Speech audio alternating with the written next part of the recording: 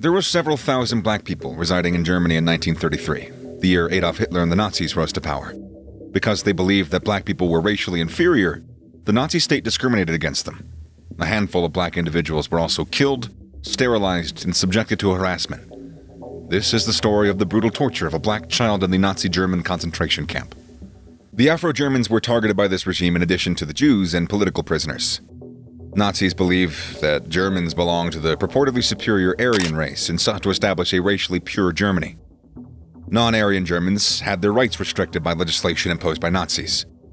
These rules were primarily meant to exclude Jews, but they also extended to black and Romani people. One such man was Gert Schramm, born on November 28th of 1928 in Erfurt, Thuringia's capital and biggest city. His parents were Marianne Schramm, a white German, and a black American engineer, Jack Bronxen, from San Francisco, who owned a steel business and had come to Thuringia as part of a contract to build a bridge. Gert Schramm was born during the period of Weimar Germany, where racism was a reality for black people. As a result, they had a hard time finding work, which was made worse by the Great Depression.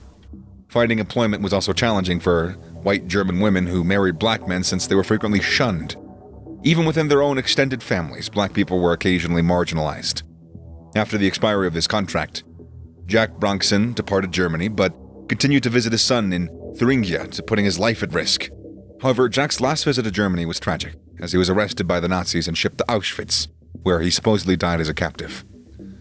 When the Nazi regime came into action, it became a period of increasing discrimination, exclusion, and isolation for black Germans. Even though they'd experienced discrimination under the Weimar Republic, black individuals and their families found their lives to be more difficult and unstable during the Nazi regime.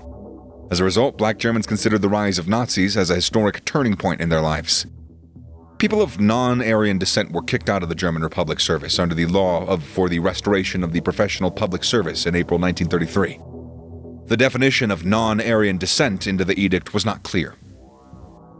Although it was clear that the purpose was to exclude Jews, later laws made it clear that this also extended to black and Romani people. Due to the fact that only citizens were eligible to work as government officials, this rule really had a minimal impact on black people, as a majority of those black German citizens were still too young to work in civil service, and the remaining few citizens were multiracial children born in Rhineland, where they had a challenging status in Weimar German society as a result of their mixed-race parents.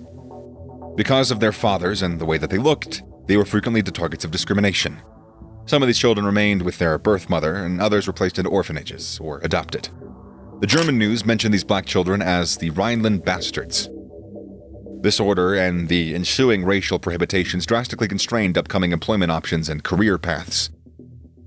It was made quite obvious that the Germans did not see black people as German national community. Or at least the Nazis didn't. This concept was widely accepted in Germany, where black people were openly discriminated against. As a result, finding and keeping work became increasingly difficult for black people. Colleagues and superiors were hesitant to work with persons whose skin color distinguished them as outsiders in the Nazi racial society. Poverty, evictions, and firings were frequent. Some black people recall Nazi Germany as a place where they were occasionally spat on and called racist insults by other individuals. In September of 1935, the Nuremberg race laws, which incorporated Nazi views on race in law, were introduced in the Nazi administration. Jews were the main focus of these restrictions, but starting in November 1935, black and Romani people were also subject to the Nuremberg laws, whom the dictatorship derisively referred to as gypsies, Negroes, and their bastards. The Nuremberg race law came in two varieties. First, the Reich citizenship law stated that a person who is quote-unquote of German or related blood is considered to be a German citizen. The goal was to deny political rights in Germany to those whom the dictatorship deemed to be racially inferior, again including the Jews, Romanis, and black people. The law for the protection of German blood and German honor was the second. This rule prohibited what was referred to as race defilement or racial mingling. The act prohibited future interfaith unions and intercourse between Jews and anyone of German or related blood. A later amendment to the ordinance prohibited black Germans from being hitched to people of German or related blood. The intention was to stop black people from being married to Germans and having children with them. Even in Nazi Germany, it turned to places of degrading treatment for black students. Teachers who supported the Nazis frequently humiliated black students in racial science class and ridiculed them. Just as Nazification of the education system limited the privileges of Jewish children, it also had influence over black children. Unable to finish their studies, several black students were expelled.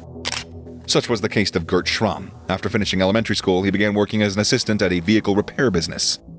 He was a Mischling, or first grade, according to Nuremberg laws, and hence was not eligible for any apprenticeship.